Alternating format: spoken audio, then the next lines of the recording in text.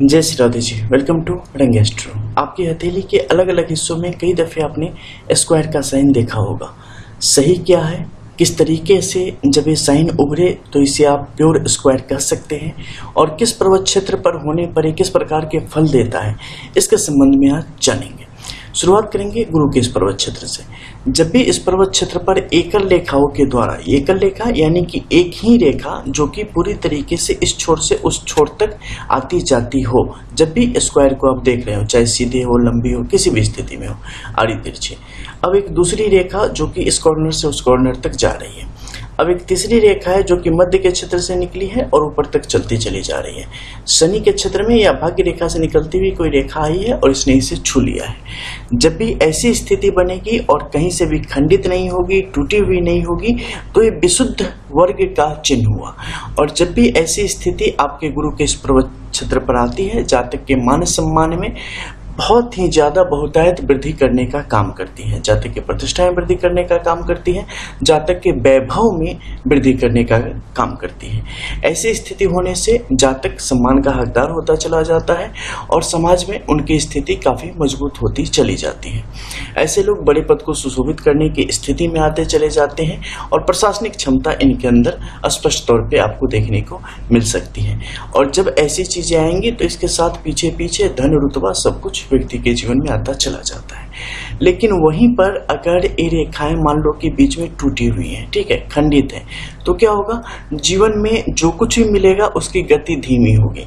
कई बार अलग तरीकों से मिलेगा, कई बार काफी लंबा इंतजार करना पड़ेगा, कई बार छोटी छोटी गलतियां आपके जीवन से बड़े बड़े जीवन में नुकसान की स्थिति को स्पष्ट तौर पर दर्शाने का काम करेगी।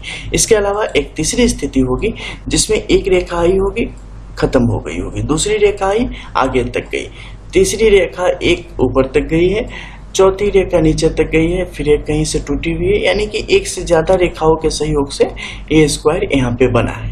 जब भी ऐसी स्थिति बनेगी, ये पूर्ण तौर पे भग्नावशेष की स्थिति को दर्शाती है और ऐसी स्थिति में जातक के अंदर अच्छे अच्छे विचार आएंगे, जातक को जीवन में कभी सुनहरा मौका मिलेगा। मोस्टली टाइम आप चूक जाएंगे मामूली अंतर से। जीवन में कई बार सब कुछ अच्छा करने के बाद भी आपके लिए किसी के पास रिस्पेक्ट नहीं रहेगा। कई दफे आप गुप्त रूप से लोगों का भला करने वाले होंगे, लोगों का अच्छा करने वाले होंगे, लेकिन आपको अप्रिशिएट कोई यहाँ पर करने वाला नहीं होगा या आपकी जो कुर्बानियां हैं उससे समझने वाला कोई नहीं होगा। आप अपने आत्मानंद की मस्ती में ही ऐसे जातक होते हैं, लेकिन कई दफे खिन्नता यानी कि मानसिक तौर पे एक ऐसी स्थिति जिसमें आपको लगे कि नहीं, स्वीकारोक्ति आपकी होनी चाहिए थी समाज में, या आप इसके लायक हैं जो आपको नहीं मिला, ऐसी स्थिति को बढ़ाता है और मानसिक तौर पे क्षुब्ध करने की स्थिति को पैदा करता है। इसके अलावा शनि के क्षेत्र में जब भी ऐसी स्थिति बनती है स्क्वायर की, जैसा कि अगर एकल रेखाओं के द्वारा पूर्ण तौर पे बना हो, ऐसे जातक एक अच्छी आयु प्राप्त करते हैं, एक अच्छा स्वास्थ्य प्राप्त करते हैं, अच्छा धन और हमेशा आंख उठा के चलने वाली स्थिति इनके जीवन में होती है।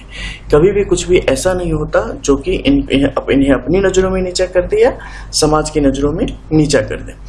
ऐसे लोग आर्थिक तौर पे बड़ी स्थिति को प्राप्त करते हैं, जहाँ पे इनके पास दौलत की स्थिति काफ़ी बेहतर होती चली जाती है और इन्हें गुप्त रूप से भी काफ़ी धन की प्राप्ति होती है और अपने कर्म के द्वारा भी अपने जीवन में काफ़ी धन की प्राप्ति करते हैं।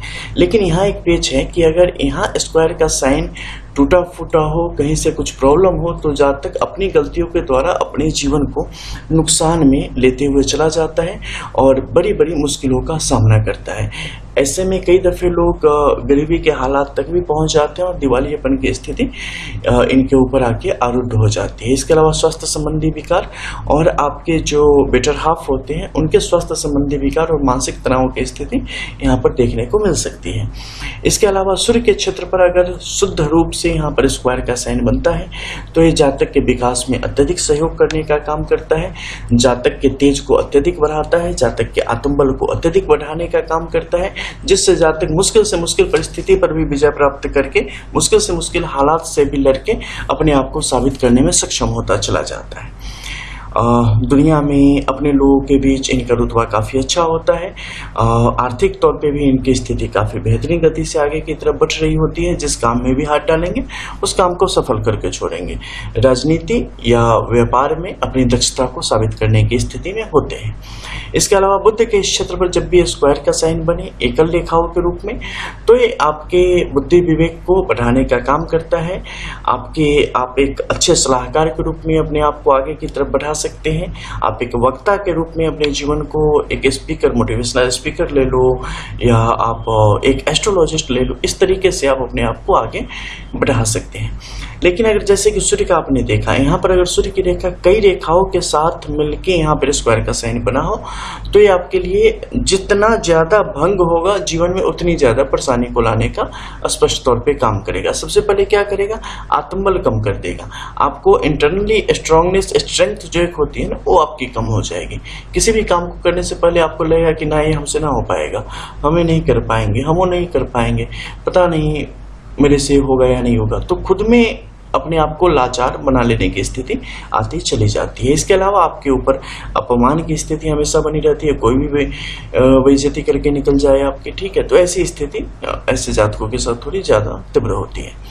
इसके अलावा बार बार धन से संबंधित घाटे वगैरह और विभिन्न प्रकार की अड़चने, घर में तनाव वगैरह यहाँ पर आने ही आने हैं। इसके अलावा बुध के इस क्षेत्र में जैसे कि आपने जाना कि अगर अच्छी रेखाएं तो किस प्रकार से आपको समृद्ध करने का काम करता है, लेकिन अगर रेखाएं यहाँ पर टूटेंगी तो आप अपनी गलतियों से अपने जीवन को काफी मुश्किलों में लेते चले जाते हैं। ठीक मंगल के इस क्षेत्र पर अगर स्थिति इनकी काफी अच्छी है तो इस जातक के लिए काफी समृद्धि की स्थिति को लाते हैं और आपको सामाजिक तौर पे, अपने घरेलू स्तर पे जो कुछ आपकी काबिलियत है उसके द्वारा, आपका जो शौर्य है, आपके अंदर जो शक्ति है, उसके द्वारा आपको स्थापित करने का काम करती है। इसके अलावा विभिन्न प्रकार के सरकारी काम है, जैसे पुलिस का कार्य हो गया, आर्मी का कार्य हो गया, कंस्ट्रक्शन डिपार्टमेंट से रिलेटेड काम हो गया।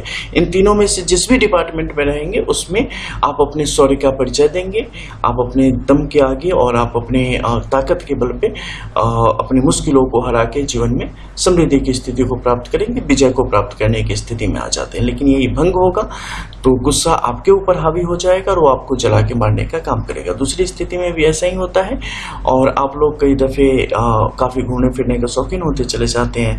कई दफे आप अपने जो मूल जगह है जहां आपका जन्म हुआ है वो जगह आप छोड़ देते हैं और अन्यत्र जाके आप रहना शुरू कर देते हैं या बाहर ही आपका ज्यादा मन लगता है। आप अपने घर के लोगों से जो सोचते हैं वो उस उम्मीद पर लोग आपके खड़े नहीं हो पाते और जितना आप करते हैं उतना सामने से आपको कभी कोई करके नहीं देता। इसलिए कभी न कभी आप सत्य का ज्ञान आपको होता है और पता चलता है आप अकेले आए थे, अकेले जाना है, इसलिए आप आत्ममंथन करना शुरू कर देते हैं। राहु के क्षेत्र में जब भी हो ये आपके को सकल सौभाग्य देने का ही काम करता है और जातक के भाग्य को दिन दुगुनी रात चौगुनी स्थिति में पहुंचाने का काम करता है।